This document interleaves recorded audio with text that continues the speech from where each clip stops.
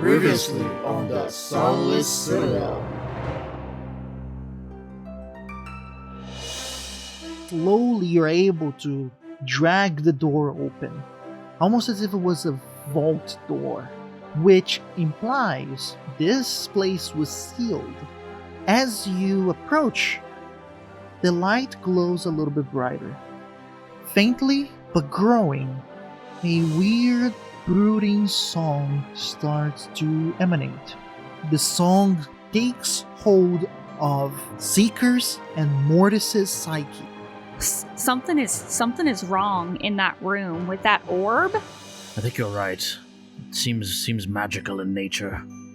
Methuselah is enchanted by this music in a sort of different way than, obviously everyone else. So they're taking out Yorick and they're actually going to start playing along to the music. The inspiration takes hold of Methuselah. Deep within your heart, you feel that a connection is made. I would say that you can add to your spell list. The spell is called Cause Fear. You are greeted towards this stale-aired room. Along the walls on both sides, there is big lizard-like heads. Well, I suppose we can try to go across. I'm not sure what everyone else is doing, but... As you guys start to walk forward, you guys step onto a pressure plate. The heads, it starts to spill greenish liquid. Throughout the vastness of the multiverse, there lies a tavern. As you approach its doors, you catch bubbles of laughter that rise and burst into cheers as colorful groups of travelers find comfort in their bonds. As you head inside, the smile of the tavern keeper greets you. They're an otherworldly being with a bluish, corporeal form. They wear attire befitting of an innkeeper, and they have a large, cloudy nebula for hair speckled with stars, which gently sways with their movement. Welcome to the Storyteller's Tavern, where stories are served like ale and a seat is open for you at every table. Tonight's special is the Sunless Citadel, an epic adventure of high fantasy with notes of friendship, danger, and most importantly, hope. Will our adventure survive to descent into the dungeon? Or is there a darker calamity taking root far from the sun's reach? And then you do a huge leap back. Ash, roll for me a d8. A D8. Meanwhile, everybody else roll their dexterity saving throws. That would be a 5. So I suppose I took 5 acid damage. You take 5 acid damage. I got a 13. Damn. I got a 6. I got a 23. I'm doing very well today.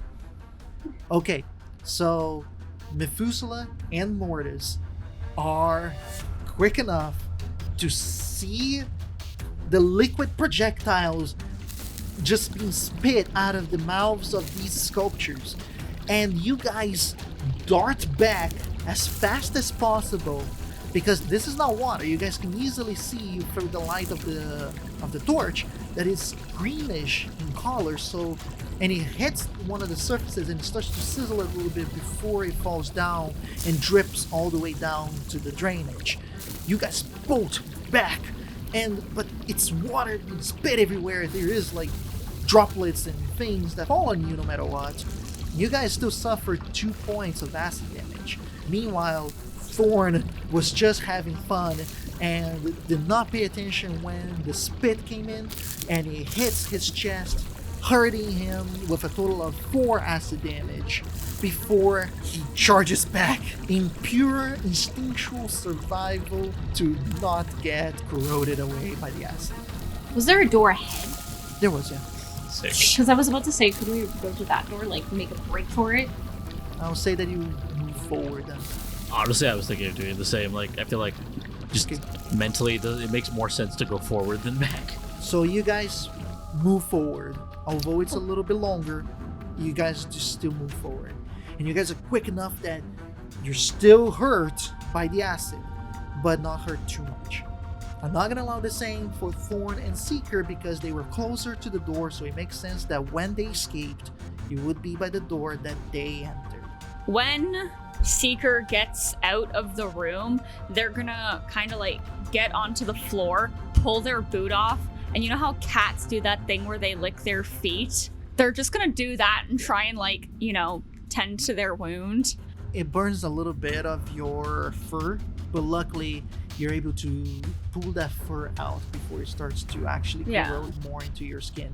And then instinctively you just start licking that area, more for self-esteem than anything else, something that makes you feel better. Yeah. And then after that, they're just gonna curl into a little cat ball and just wait for their friends to come back. I just want to describe that as Seeker is on the ground and curled in the ball, Seeker notices that they're breathing very heavily, almost as if they are fatigued. It's draining this moment. It was draining more than they thought it would be, but the difference is that although now you're calming down, the lightheadedness does not diminish, and you feel a little bit woozy while you're on the ground, like the room is spinning in itself. They're gonna go into their pocket, and they have a little cat toy in there that helps them with prayer, and they're gonna kind of like play with it and pray to the cat lady to help them in this time. So they're just gonna kind of like ask for guidance and assistance to get through this, and like as they're praying, they're gonna like close their eyes. Okay, Thorn, you are in the same room as Seeker is on the ground, now has just grabbed the toy from their pouch and started playing with it in a very vulnerable and very meek way, when you also notice that you are also feeling woozy. Maybe it was the rush of adrenaline that kicked in, but now you're like feeling as if like you got hit upside down the head and still kind of like whoa. Thorn's probably gonna go like full like crazed maniac mode and like probably run out of the room because he's like must find way around Mortis. You go back into the room of the hallway. You find both Mortis and Methuselah both pressed themselves against the other side of the hallway, so they are not being touched by the spitting acid that is still flying around. No more than 30 seconds afterwards, the spitting stops, and residue of the acid starts to slowly drip towards the drainage on the ends of the hallway. As I see kind of Thorn kind of coming into this room, I'm gonna be like, "Oh, Thorn, my friend, just be careful." Thorn's middle name is I am not careful. He spins around in a circle on all fours and like starts bolting on all fours towards Mortis like a dog that has not seen its owner in like 15 years. Mortis just like futilely shouts out like, "Be careful, there might still be some on the ground." And as Mortis says this, he just witnessed on a full force, crazied goblin charge in through the middle of the room, and 5 feet after it hits the pressure plate, which starts the spitting all over again. But if I understand correctly, Thorn is determined. Thorn is on the mission, and no spitting will stop him. Give me a dexterity saving throw with disadvantage. You are beelining this, but you're not trying to avoid things. See, I blessed your dice. I did. I took them into my hands and I like put them on my fingers and I got my sweat on them. I got a 16 even with disadvantage. Alright. Maybe it's your size. Maybe it's your speed. But you are so determined, so fast, that although you still get some of the small droplets left and right. Only 1 point of acid damage is gone through you. Nothing like a goblin on a mission. I imagine that when Thorn is close enough, he literally like leaps like a rabbit and just like clings to the front carapace of Mortis's shell. Mortis has like such a dad moment of like, I'm happy to see you, but like, you need to not be so reckless. You could have been hurt for she's sake. You notice, Mortis, that as Thorn does this big leap with this big spoon maneuver to connect with your carapace and stay latched to it, you realize that Thorn, for a split second, loses his strength, and you instinctively catch him with your hand, and that makes Thorn regain his senses really quick. You are completely woozy, like you lost your balance and almost lost your consciousness for this split second, but you're back and happy to be with Mortis.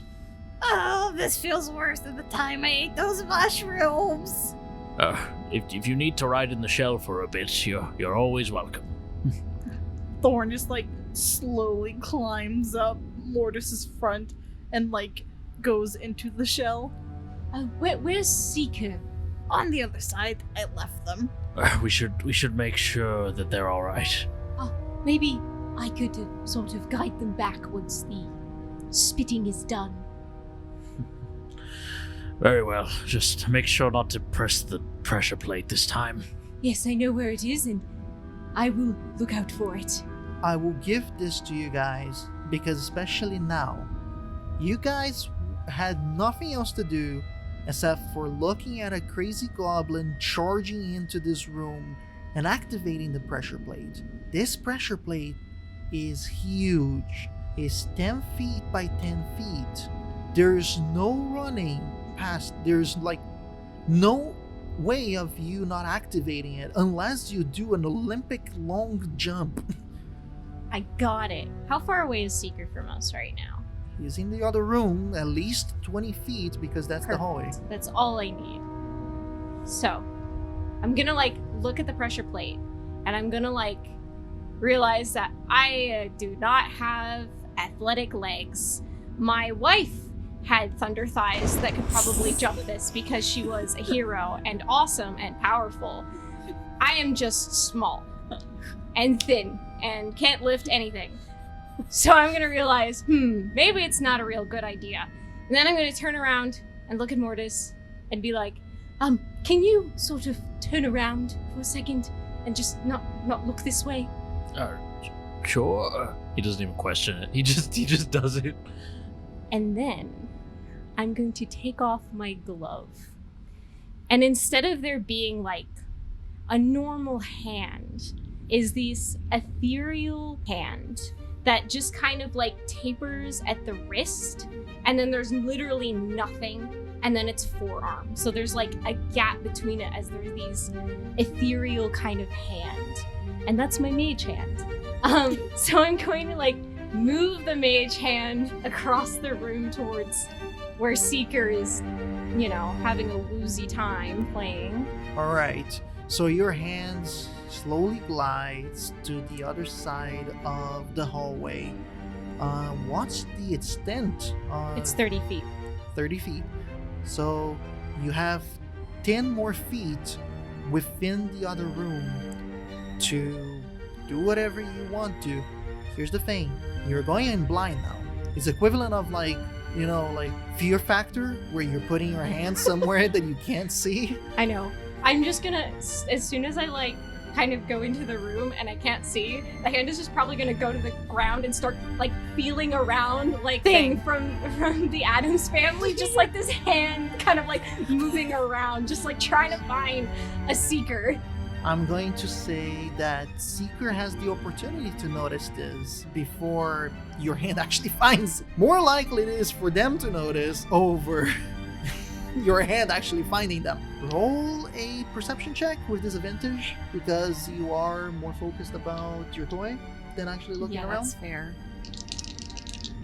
That's gonna be a 16 with disadvantage. In the peripheral of your vision, you see a weird object thing.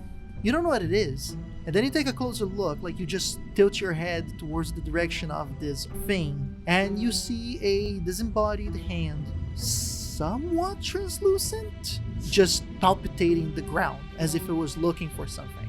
Because they've just been praying, can they think in their head that this is some kind of thing from the cat lady? And like, if it turns out that it was not from the cat lady, they're gonna find a way to justify it being from the cat lady. So Seeker is gonna kind of, and as I mentioned before, it's very rare that they'll be on all fours. They're just gonna kind of like pat along on all fours, the cat toy clenched in their teeth, and then just following the mage hand. But like, they're gonna like bat it with their paw. At some point, you feel a light tap of a furred hand on top of your hand. The hand is just gonna rise up and just kind of wave. I think I found Seeker, and I'm just gonna wave. You heard that from across the room. And I'm gonna try to like do like a gesture of like, which is, you can't see my hand motions. Seeker's just gonna like pat along, following the mage hand. It's like, come here, kitty kitty, come here, kitty kitty. Cat instinct has taken over. I just picture you like snapping with the mage hand, like, come on, come on. You're able to lure Seeker back to the threshold of the door. And Seeker, you're able to see in the far end of the corridor, Mortis looking to the other side. Maybe his eyes squinted close? I don't know. I was actually gonna say, while Mortis is turned, I assumed he's turned towards the exit door, right?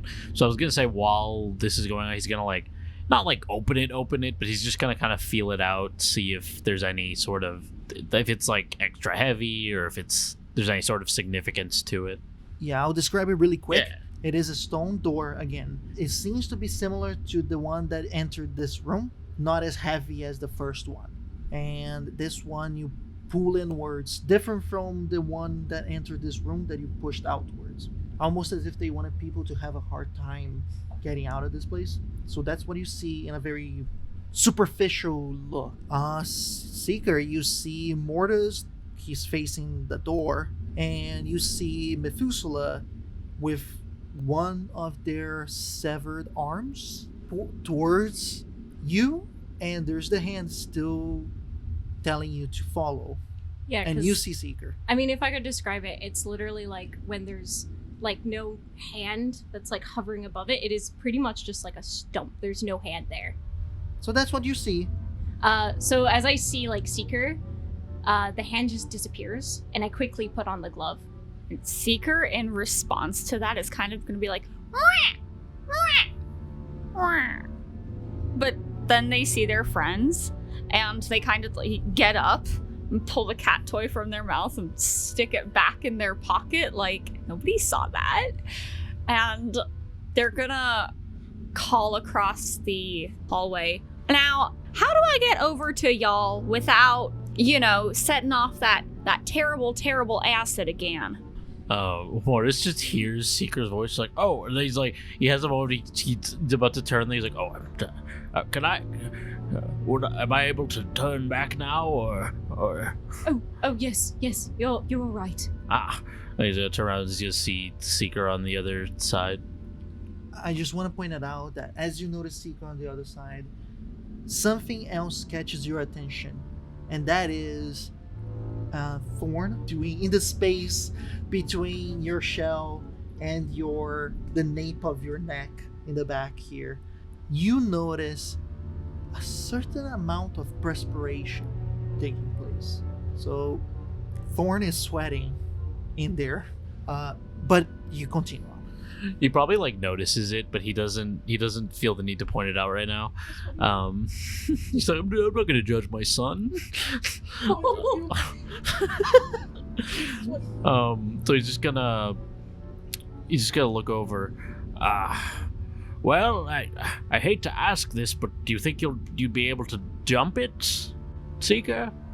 It is important to say that Seeker does not know how big this platform, the pressure plate is. So for them, it could be a very small thing, maybe just sidestepping it, or they have no idea at all. Like they don't know what it is that triggers it. Well, I don't know. I don't really want to risk it. Do you think there's another way that we could try? Well, I'm not sure how we can stop it because it's sort of a trap that has like an activation, so the best way is to get over it. I mean, I don't suppose since you were trying to climb the dragon heads, you could try to climb the heads over the plate rather than jumping completely over. Like it's a sort of rocky wall, if you know what I mean. It sure is possible, but in this diamond pattern positioning of the sculpture of the heads, the distance between them are a little bit too far for you to just outreach and catch the next one. A small hop in between them would be necessary, but that's likely to fall on the ground as well. You can try, just saying, it's not going to be easy. So Seeker is going to just take 3 steps into the room, which would be, because I'm going to say that it's about a halfway through 5 feet. Yeah. Mortis, could you help me out by walking just a few feet, less than 5 feet? Very well. I can do that. And I'm going to do it. Yeah, you start to move a little bit ahead. All right. Now, Methuselah, Yes. do friend. you know how big this pressure plate zone is? Well, from what I saw, kind of shining the light on it, it was like 10 feet by 10 feet, kind of. They're going to do an athletics thing where they're going to kind of like step back slightly out of the room, and they're going to have a running start, jump like kind of to the wall, like grab it briefly and then jump off. Can I do something? What is it that you It'll like? have to be like in the nick of a moment kind of thing. Okay. As like when Seeker runs and does the jump, can I cast Bardic Inspiration and do like a little cool ditty? I'll allow it. Alright, do Bardic Inspiration. Yay. Would you like to walk back as you see Seeker winding up? I mean, I feel like if I was to be like, oh, but before you do that, what is it that you want me to do here? Stay right there, but if it looks like it's gonna go poorly, run! Yeah, I can try to catch you if you need. If you see it going poorly and you don't feel like running, catch me and then run. That I can do. And he like flashes you a thumbs up. Roll for me an acrobatics check, please. And here we go. That's gonna be a 19. They take so many steps back that they go beyond the room, back into the previous one. Winds up, collects themselves, and visualize what they are meant to do. They visualize the jump, they visualize the connecting of their foot onto the wall, and jumping, seeing the amazed yet alarmed face of Mortis and landing beside him. And with it, they are confident. And it starts, one step in front of the other, the distancing, closing, and with each step, you are about to get there, you hop. There's a moment of flight, the take off from the gravity, as you hear in the distance a quick paced tempo that increases you with inspiration. It charges your breath, fills your lungs with fire, and with the quick drift of the lever making the song elongate into an interesting tune, almost sounds like a rift, you see yourself mid-flight and you have the moment to touch the wall. You receive the connection. Take the momentum to allow your leg to compress, and then you extend. As you do so, the rift continues in intensity, making the situation become even more dramatic. The face of Mortis becomes weirdly alarmed as you land perfectly beside him, and in the momentum, you do a nice roll, and you are now just a few feet away from the door. And I play you out, of course. Thank you, Methuselah. Thank you, great cat lady. Oh, I couldn't have done this without you. Or it just like breaks out into applause. He's just like, well done, my friend. You didn't need any help. Brilliant. Methuselah like takes some of the chrysanthemum petals and just starts throwing them at Seeker. Seeker's gonna catch them so that when this victorious moment is over, they can return them to their friend because they know how special these flowers are to them. Thank you, appreciate it. And with that, you guys are in the other end of this hallway. You guys finally find yourselves in front of the stone door after struggling to get past that pressure plate. What do you guys do now? Well, should we proceed? We have everyone with us now. Is Seeker still feeling that lightheadedness? Not at first. After you situate yourself in front of the door, past the pressure plate, safely away, you feel this wave of wooziness to come over you. And you lose your balance. Like, you easily go to one knee and you put your hand on the ground to get yourself grounded again. Is there any nausea that accompanies it? More lightheadedness than anything. No nausea, perspiration. You start to sweat a lot. Okay. As if this jump and run, it was the entire day of work in just these few moments. And is that loss of balance more than anything?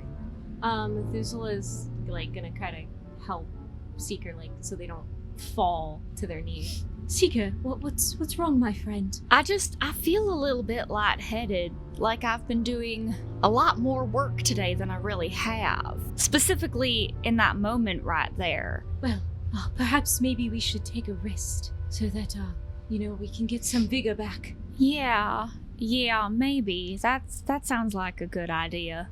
Can I try to do like a just tertiary like medicine check on Seeker just to see if there's like anything? I would allow it. A 19. Seeker is sweating profusely. They are with short breaths, inconsistent to their normal pattern. They also have lost balance completely. And they have an overall sense that this overall look that is not okay. They are ill in some way. I don't know exactly how. They are just not healthy right now. So seeing Seeker kind of like look very ill, it kind of like harkens back to the last time that Methuselah saw their wife, and so that kind of like sends like this jolt of like momentary fear that runs through them. So Methuselah is gonna help kind of Seeker go to a wall and lean against it and rest for the time, and then I'm gonna turn to Mortis and be like, Mortis, do you know about sort of diseases or sicknesses? Well, to be perfectly honest with you, my wife was more of a healer than myself, but I have rudimentary healing abilities.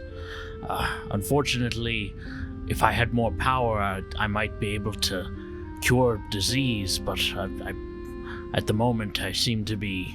I believe I've spent a lot of my power for the time being. Well, I don't mean that, having healing powers, but maybe figuring out what's sort of wrong with a person. I know you're probably not a healer, but you might have picked up some sort of knowledge about how to understand what's wrong with someone. Well, in my experience with disease, it's a tricky thing. It's important to determine whether the cause is natural or magical, as that would determine what the cure would be. I can try to analyze Seeker, but I'm not sure how much success I'll have.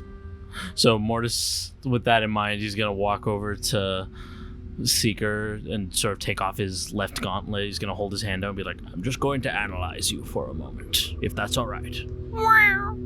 Promise this won't hurt a bit. He's gonna gently put his hand on Seeker's chest, and he's going to, in his other hand, he's gonna have the symbol of his goddess. He's just gonna be like sort of slowly praying. And I imagine as he's doing the lay on hands, there's like a soft white light that comes up from his left hand, and he's gonna try to see if he can figure out what's wrong. Go right ahead with your check, please. I only got a 10. 10 was the DC. You're not very well versed in healing and medicine. All that you know comes from one source, your late wife. But as you're thinking about her, this exterior understanding fills into your mind to complement what you have. And based on the past experiences that you guys have had going through the travel to here, the traps, the combats, something pinpoints into your brain. And you remember that the rats that you guys fought, some of them bit Thorn. And there was one rat that Seeker ate. Said rat did not look to be the healthiest of rats. Some sort of disease or viruses was caught by the two of them at that moment. So that is the information to which you understand within you. Of course, there's still a margin for error, but you're confident about this. From what I can understand, I believe that some of these rats that we encountered are not poisonous, but they were very ill. I'm not, like I said, unfortunately I don't have enough power in me at the moment to heal, perhaps after a rest, but who knows, perhaps a rest would be enough to cure you. We should be careful though, as some of us did suffer wounds from these rats. We should make sure that none of us are too ill to go on. Yes, I do think Thorn did suffer. Is Thorn doing all right in your shell? From what I can tell, he seems slightly more tired than normal. Comparing him to Seeker, it's possible that he's also ill. Well, if you'd like to check on him, then you're welcome to, but I think that right now we deserve a sort of rest to recuperate. I agree. However, is this place safe? I don't think any place is safe, to be honest. A fair point, my friend. Well, perhaps we should investigate slightly into the next room, see if perhaps that would be more hospitable, just so we don't risk the possibility of these mechanisms going off and dousing us in acid. How about, if you can open the door, I can go first so that you're not endangering Thorn as well by going first. That's very honorable of you. That sounds agreeable. Let's do it. You push the door open, and you go in with the torch, right, Methuselah? Yes. As you go in, there is this large room, covered in dust. You see the huge body of the Dark Warden as it raises his paw towards another member of his cult, another member of his subordinate class under him, one of his servants, and he crushes this person down, and then he raises his head up to do a mighty roar of anger. That is when you realize that in the far end there is a sculpture of a dragon that is 10 feet tall, in a very similar position as when the Dark Warden was angry that one day. Can I do a wisdom save? Sure. I get my bardic inspiration back because I rolled a 1. May I take the reins on this one? Sure. The memory of the Warden crushing one of his subordinates, one of his subjects, for such a small mistake, such a small error, brings you the pain to stay paralyzed in this moment, the same way that you were paralyzed within the Dark Warden's garden. Moments pass in silence. Mortis, it's taking a while in there. Do I see the Methuselah just standing there? Because I'm not hiding behind the door. I kind of opened it and I'm peeking through. I would say that you peek every so often, and on the third peek into this room, when you see Methuselah still standing in the same position and the same place, maybe there's something wrong. Methuselah, are you all right? You seem to be a bit shocked. No response from Methuselah. Oh dear.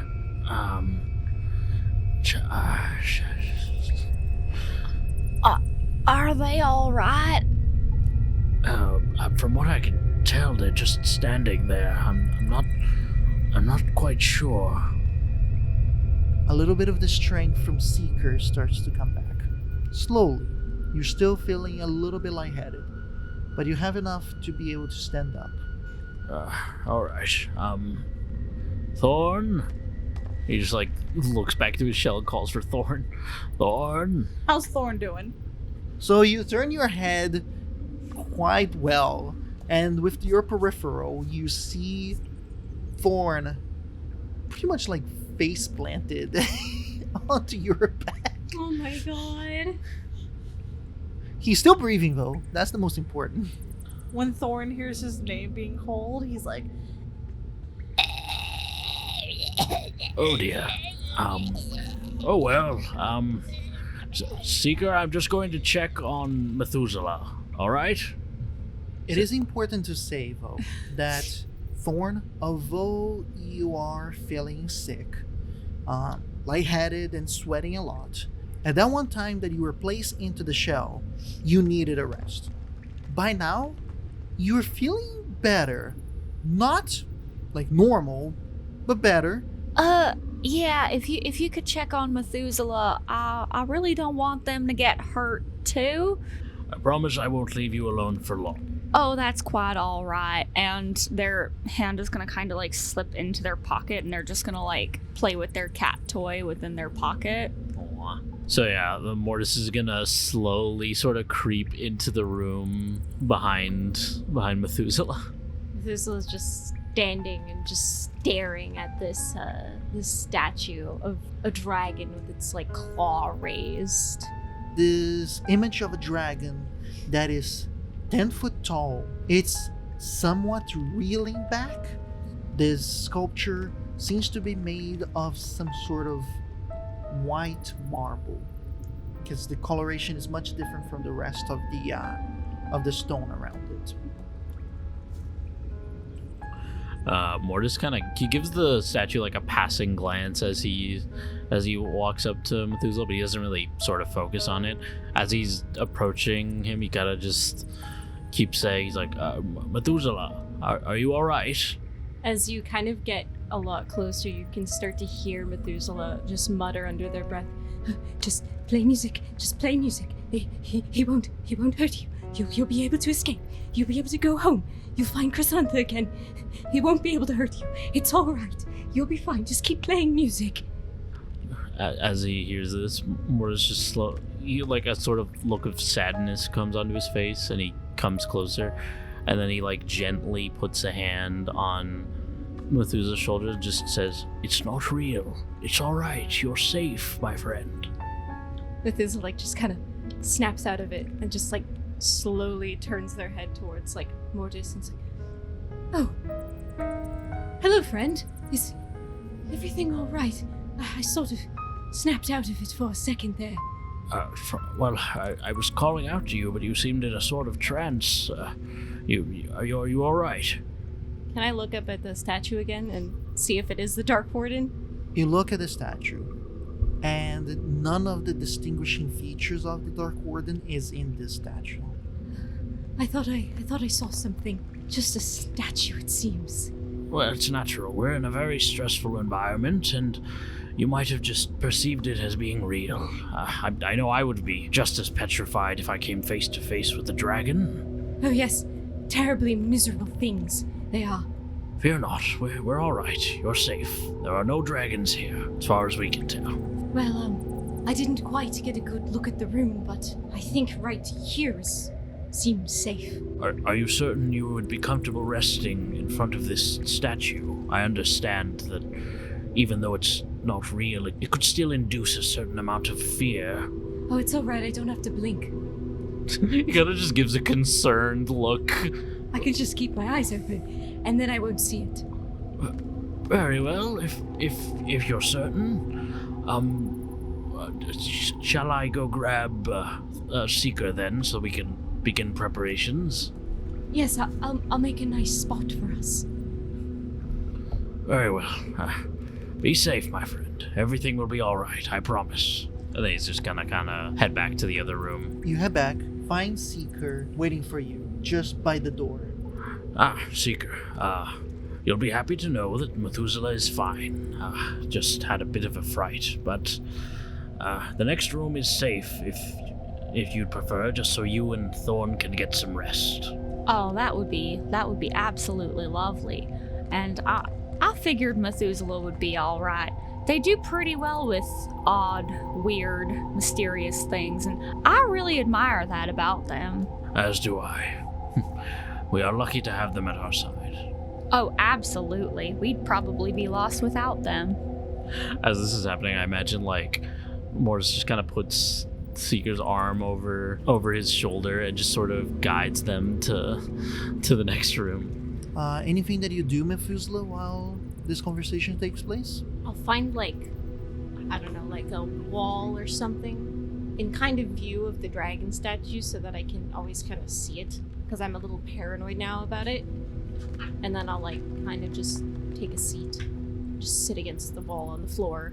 Just in front of the dragon, there seems to be a dusted covered rug, very well crafted and weaved together. The dust covers most of the distinguishing features of this rug, but with a good shake you would be able to see more. There is debris in some corners or crack in the ends, either closer to the roof or closer to the ground, but there is certain tilings onto the edges of this room, almost as if it was creating a border of sorts, and these tilings do have these twin curved horns on them as part of the composition of this tiling structure. There are spots of squares on the walls as if there was art pieces once put it in there, but still very covered in dust. That's what gives that impression that a long time ago this once was habited, but you don't know how long ago. And on that end is the farthest away from the statue, but still be able to visibly see it. Yeah, so I'll settle there and just kind of wait for my friends. And they step in. Mortis is gonna kind of guide Seeker over to where Methuselah is, and he's gonna be like, all right, perhaps we could start a small fire maybe and prepare our bedrolls, and we can get everything going. Yes, I suppose so. I don't know if we would want to do a longer rest or something a little bit shorter. Depends on how ill, I guess, everyone is. Well, Seeker and Thorn do seem like they need a lot of healing, but I'm not going to take the decision out of their hands. I feel like I could do with a little bit of a longer resting period, just so I can maybe guarantee that I'll get my strength back.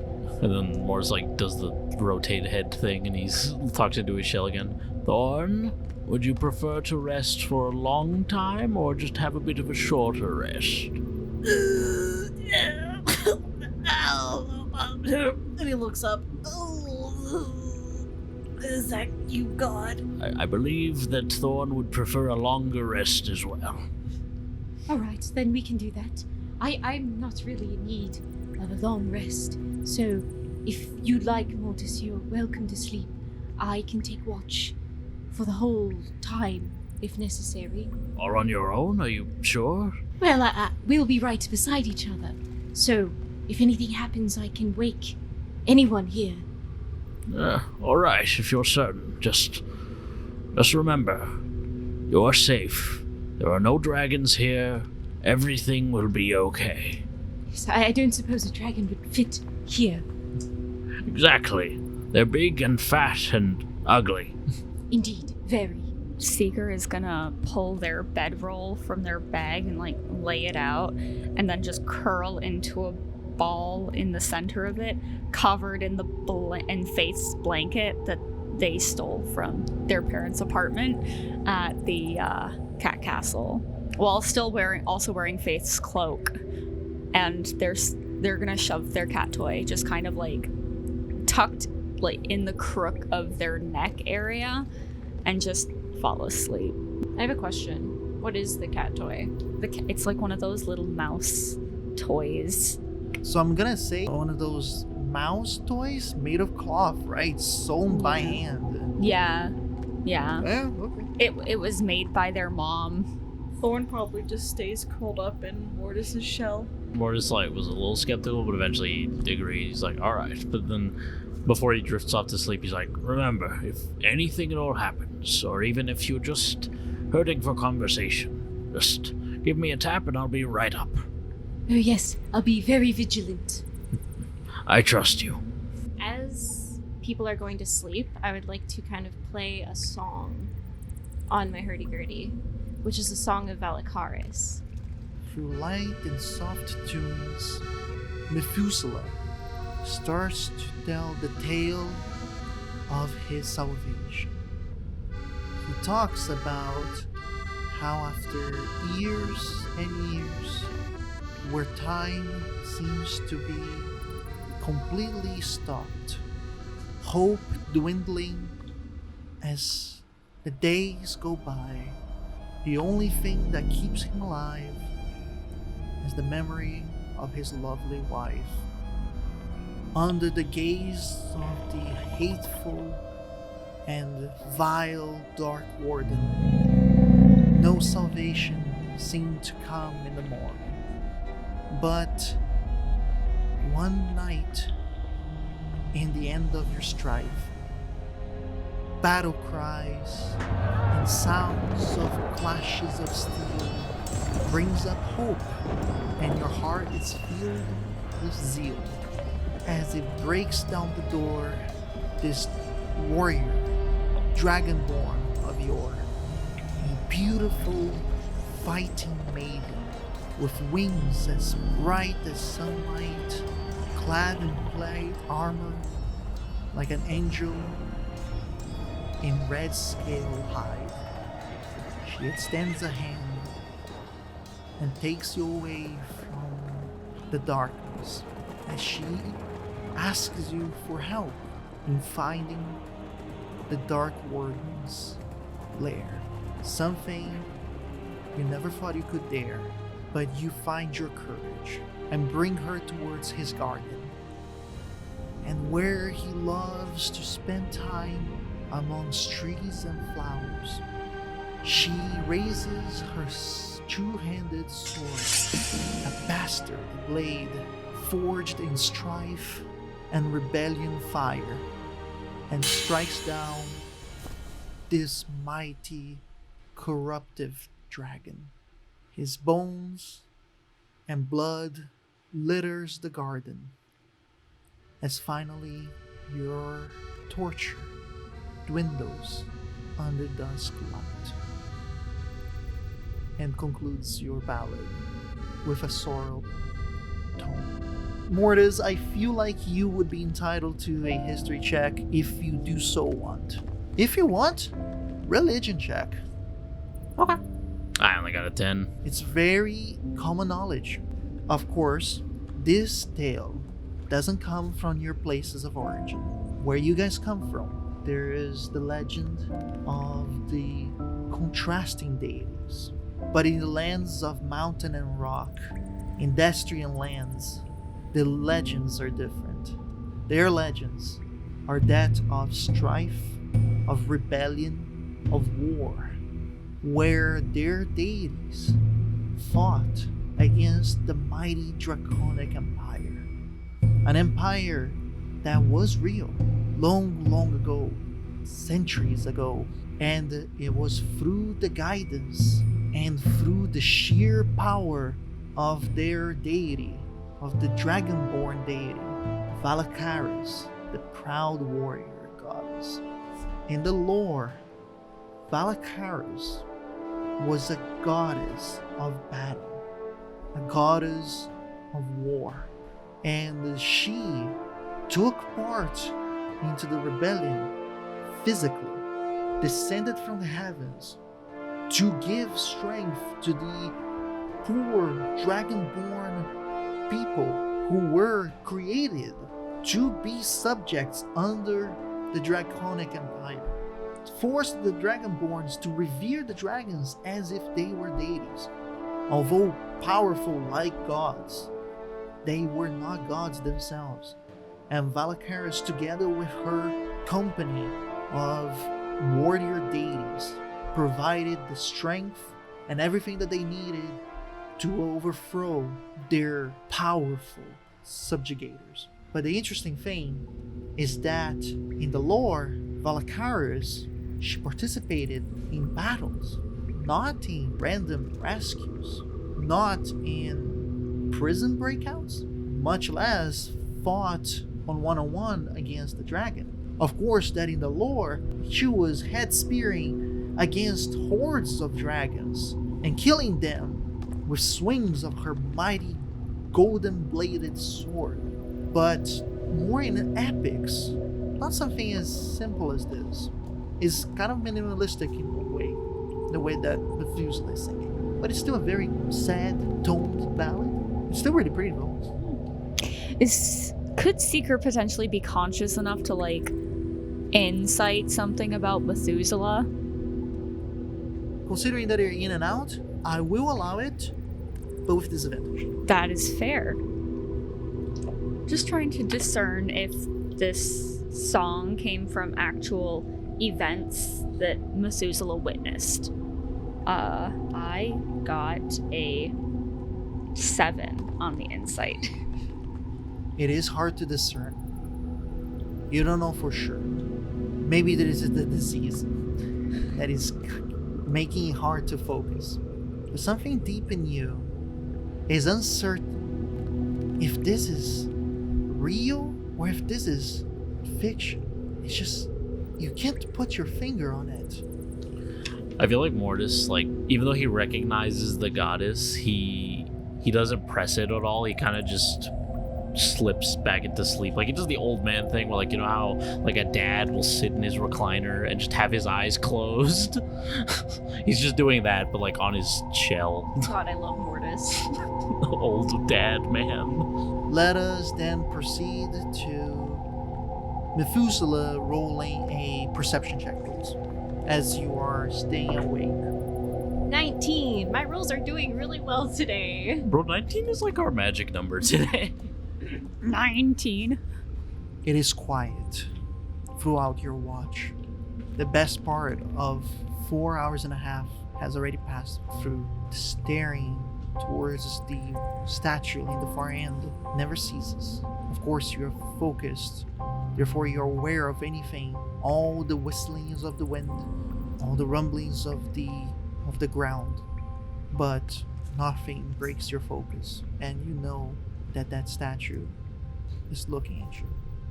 As Methuselah is up this whole time, despite being alone, as he's so often been for long, long time, he actually doesn't feel alone because he is with friends.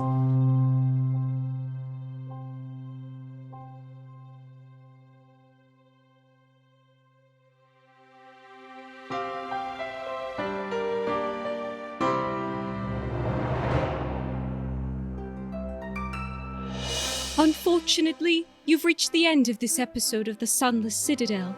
Thank you so much for listening.